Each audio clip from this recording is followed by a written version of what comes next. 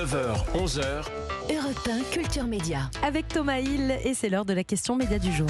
Ces dernières semaines, les animateurs Sébastien Coé, Stéphane Plaza, Vincent Cerruti se sont retrouvés dans la tourmente suite à des accusations émanant de plusieurs femmes. Ils sont bien sûr tous les trois présumés innocents, mais les retentissements médiatiques de ces accusations ne peuvent être ignorés par les médias qui les emploient. Alors, quelle stratégie de communication a été déployée pour faire face à ces accusations? On en parle ce matin avec le publicitaire Franck Tapiro. Bonjour Franck. Bonjour.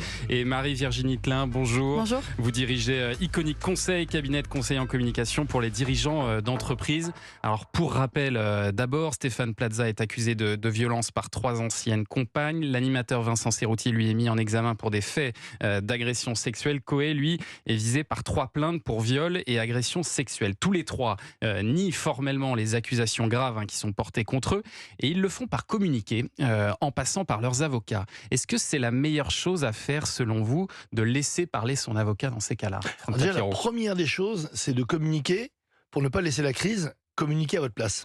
Et c'est l'erreur que font souvent des personnalités ou des marques, c'est de laisser faire, dire oui, non, c'est pas grave, une information va en chasser une autre, les gens vont oublier. C'est faux. Parce qu'aujourd'hui, il n'y a plus que les médias, il y a les réseaux sociaux. Et je peux vous dire que ceux-là, ils ont une longue mémoire.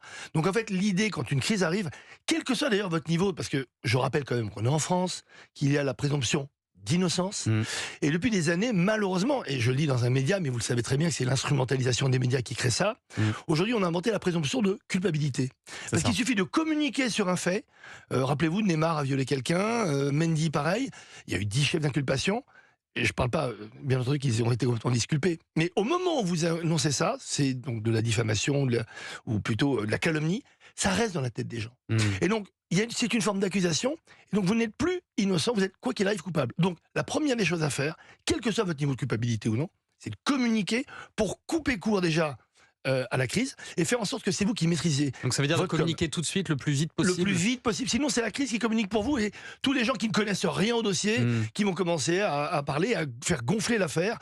Donc il faut d'abord se montrer absolument offensif, non pas défensif, mais offensif, surtout quand vous êtes complètement innocent, vous imaginez. Mais est-ce qu'ils ne devraient pas parler eux-mêmes, Marie-Virginie Klein? Alors, ouais, c'est une grande question. Donc, quand il y a une crise qui arrive, je suis d'accord avec Franck Tapiro, il faut tout de suite faire quelque chose. Ouais. Mais après, il faut bien mesurer ce qu'on fait. Exactement. Et il y a 2 risques. Il y a le risque de ne pas communiquer, pas suffisamment vite. Et ça, c'est un risque d'image très fort, parce que ça veut dire qu'on ne prend pas vraiment l'affaire au sérieux.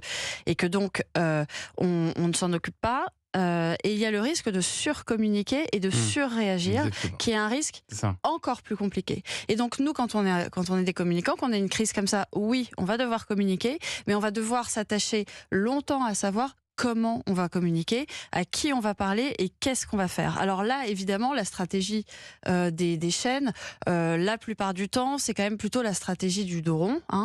On laisse un peu passer. On attend que ça se tasse. On attend un petit peu que ça se tasse. Alors c'est un peu différent en fonction des cas. Il y a quand même des degrés différents. Mais oui, la meilleure façon dans un premier temps, c'est un communiqué de presse pour dire nous avons pris acte des faits.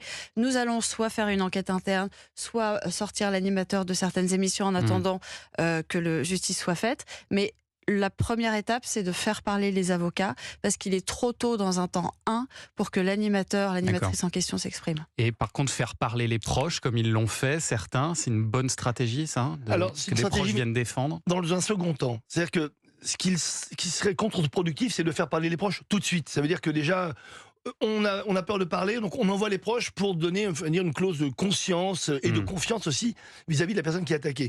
Moi, je pense que ça vient dans un second temps. Alors, le second temps, bien entendu, il est extrêmement court. Parce qu'en fait, il y a un facteur temps très important. Les médias vont toujours plus vite qu'une personne incriminée. Les réseaux sociaux, n'en parlons pas, ils s'en emparent et ça devient ce qu'on appelle la machine à laver, même la machine à essorer. Donc, si vous prenez pas vite le tempo, l'horloge, vous êtes battu. Donc oui, ça fait partie de la stratégie. Les avocats, quand il y a un problème très grave, quand on parle de viol, c'est un problème très grave. Quand on parle d'agression sexuelle aussi, de violence faite aux femmes aussi. Et donc là, à ce moment-là, la partie juridique est importante. Et après, on a besoin d'une caution morale. Et c'est vrai que dans la caution morale, ça peut rassurer d'avoir des proches. Alors en plus, quand ces proches sont connus, ce qui arrive à certaines personnes qui sont incriminées, pour vous donner quand même une dimension, parce que ce sont des personnes quand même qui, on se dit, si elle dit du bien de lui alors qu'il est soupçonné d'avoir fait cela, quand même, c'est que ça ne doit pas être un type aussi dégueulasse que ça. Et puis il y a la stratégie de la contre-attaque. On va voir ce qui a été effectué également. On en parle dans un instant sur Europe 1. Tout de suite. Culture Média sur Europe 1. Culture Média est la suite de la question média du jour. Thomas Hill, comment s'organise une communication de crise? Vous recevez Franck Tapiro, conseiller en communication, et Marie-Virginie Klein, qui dirige Iconic Conseil, cabinet de conseil en communication pour les dirigeants d'entreprise. Et oui, on parle de ces animateurs, Sébastien Coé, Stéphane Plaza ou Vincent Cerruti, qui se sont retrouvés dans la tourmente avec des accusations contre eux ces dernières semaines, émanant de plusieurs femmes.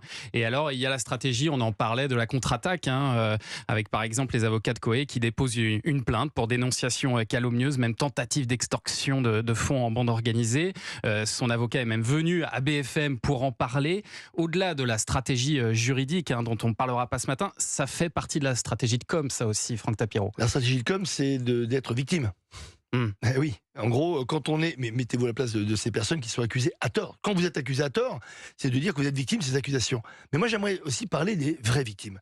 Parce que là-dedans, dans toutes ces histoires, dans ces tergiversations médiatico-juridiques, et je dis bien médiatico-juridiques, on oublie qu'il y a des vraies victimes derrière. Que la parole des femmes, pendant des années, a été méprisée, bafouée, voire totalement minimisée. Et donc, vous imaginez une femme qui est victime, d'abord, on ne la croit pas.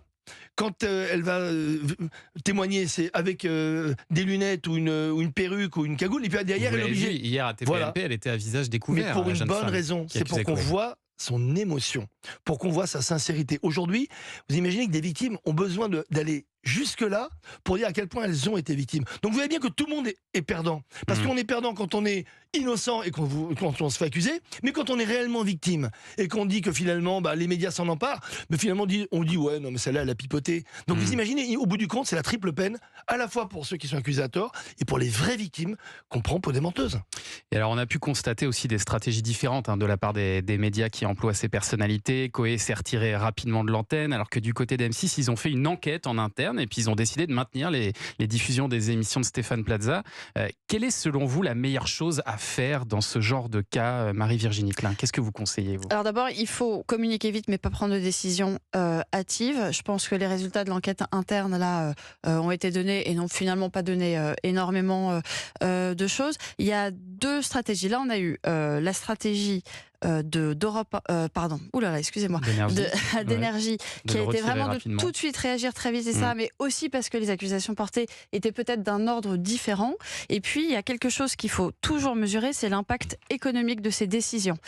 Il y a quand même des animateurs qui sont des vedettes, et d'ailleurs, tout le risque est là. Quand on a une animateur vedette, ça a un effet démultiplicateur en cas de crise. Stéphane Plaza représente à lui seul 8% du chiffre d'affaires publicitaire d'M6, selon le magazine L'Informé. Oui. Donc c'est sans évidemment compter un les impact franchises important. Et les franchises qui peut compter, etc. Donc il y a quand même un double enjeu, d'image pour la chaîne, et d'enjeux financiers. Et on regarde juste les audiences des émissions de Stéphane Plaza qui ont continué à être diffusées, elles n'ont pas baissé d'audience. Donc est-ce que c'était la bonne décision de le maintenir à l'antenne? Est-ce que c'était la bonne décision d'enlever Coé? Voilà, la question est posée. Je suis d'accord, mais dans un état de droit, nous sommes dans un état de droit où il y a une présomption d'innocence. Je pense que les médias, ou un employeur tout court, oublions les médias, un employeur doit être derrière son employé.